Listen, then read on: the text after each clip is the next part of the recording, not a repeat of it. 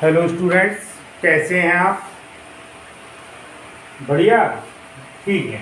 आज मैं आपको टॉपिक जो पढ़ाने जा रहा हूँ वो है वास्तविक तथा आभासी प्रतिबिंब के बारे में, जिनके बारे में अगर आप देखते हैं, जब आप पढ़ेंगे, अभी 10th क्लास में पढ़ेंगे, आगे पढ़ेंगे, अक्सर आप सुनते हैं, कभी कहते हैं प्रतिबिंब कैसा बना, आभासी बनना है, कभी प्रतिबिंब कैसा बनना है, वास्तविक बनना है। तो ये आभासी और वास्तविक प्रतिबिंब होता क्या है, इसे वास्तव में हम समझाने का प्रयास कर रहे हैं। जैसे मान लीजिए, आपको सबसे पहले हम बता रहे हैं प्रतिबिंब क्या है। दर्पण के सामने किसी वस्तु को रखने पर उसकी जो दर्पण में आकृति बनती है, उसी को हम क्या कहते हैं, प्रतिबिंब बनते हैं। कैसे प्रतिबिंब बनते हैं? दर्पण के सामने रखी हुई किसी वस्तु का दर्पण से परावर्तन के बाद किसी दूसरी बिंदु पर आकर मिलना या किसी दूसरे बिंदु से चलकर आता हुआ प्रतीत होना, यही क्या होता है? यही प्रतिबिंब के बनने की स्थिति को प्रदर्शित करता है।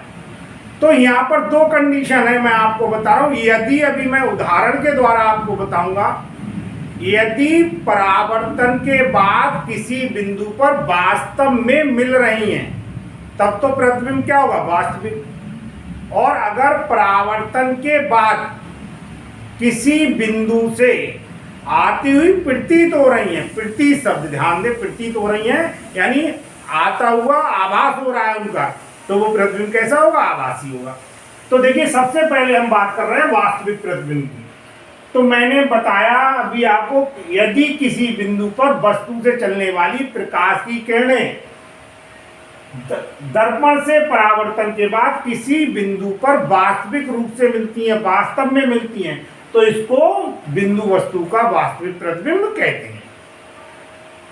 अब देखिए, मैंने आपको, हालांकि यह उदाहरण मैंने लिया है, एक ही प्रकार के दर्पण का उदाहरण ले सकते थे, लेकिन वास्तव में आपको समझ में आ जाए तो उत्तल दर्पण और अवतल दर्पण की फोकस दूरी की जो परिभाषा है, उसके चित्र को मैंने समझाने के लिए यहाँ पर उपयोग किया है। देखिए, ये अवतल दर्पण है और अवतल दर्पण की फोकस दूरी की परिभाषा आप जानते हैं। मैंने आपको बताया, मुख्य अक्ष के समांतर चलने वाली प्रकाश की किरणें दर्पण से परावर्तन के बाद जिस बिंदु पर आकर मिलती हैं यानी वास्तव में मिलती हैं, ठीक है नहीं? तो वो क्या कहलाता? फोकस कहलाता है। तो डेफिनेशन से तो यहाँ पर विशेष कोई यहाँ पर इस वीडियो में या इस टॉपिक में लेना नहीं है, लेकिन मेन चीज आप ध्यान दीजिए, वास्तव में मिल रही हैं, तो ये प्रतिबिंब कैसा हुआ? वास्तविक हुआ। प्रतिबिंब कैसा हुआ? वास्तविक। अब हम दूसरे प्रकार के प्रतिबिंब की बात कर रहे हैं, जिसे हम कहते हैं आभासी प्रतिबिंब। इन चित्रों को जो मैंने बनाए, ध्यान से समझ लें, आपके 100% समझ में आ जाएगा कि वास्तविक और आभासी प्रतिबिंब क्या होते हैं। ये बेटा विज्ञान जो सब्जेक्ट है, आप लोग समझ रहे, रटने का नहीं है। हमने केवल ये रट लिया कि वास्तव में आकर मिल रही हैं, अब हमारी समझ में ही नहीं आ रहा, बस हमने याद कर लिया वास्तव में आकर मिल रही हैं, वो आपकी उसमें सब्जेक्ट में गहनता नहीं आएगी। और अगर आप उसे समझ रहे हैं, देख रहे हैं चित्रों से, आपके मन में उतर रहा है, दिल में उतर रही है वो चीज, तो आगे आप साइंस के बढ़िया स्टूडेंट बनेंगे। दूसरे प्रकार की मैं आपको बात कर रहा हूं यहाँ पर आभासी प्रतिबिंब की। यदि किसी वस्तु से चलने वाली प्रकाश की किरणें परावर्तन के बाद किसी दूसरे बिंदु से आती हुई प्रतीत होती हैं, यानी किसी बिंदु से आने का आभास होता है, वास्तव में आ नहीं रही है, प्रतीत होती हैं, तो उस बिंदु को बिंदु वस्तु का आभासी प्रतिबिंब कहते हैं।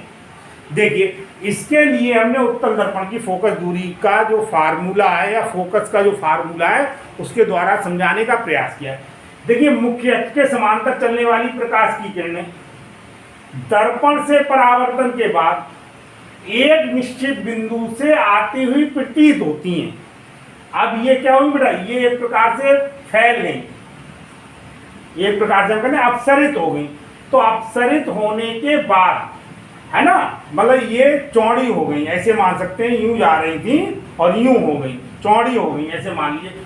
तो यहाँ पर क्या हुआ? ये आप जो देख रहे हैं, ये जो एक ऐसा लग रहा है एक निश्चित बिंदु से आ रही हैं। जब हम चित्र में बनाते हैं वास्तविक और आभासी को, तो आप समझे, जहाँ पर डॉटेड लाइन दिखा रहे हैं, तो आती हुई प्रतीत हो रही हैं, यानी आभासी प्रतिबिंब के लिए सूचक है उसका। और हम डायरेक्ट पूरी लाइनों के द्वारा बनाते हैं, तो वास्तविक प्रतिबिंब का ये सूचक है। तो मैंने यहाँ पर फोकस दूरी, अवतल दर्पण और उत्तल दर्पण की परिभाषा के चित्र को बनाकर आपको वास्तविक और आभासी प्रतिबिंब किस प्रकार से बनते हैं, क्या होते हैं, इनको समझाने का प्रयास किया है।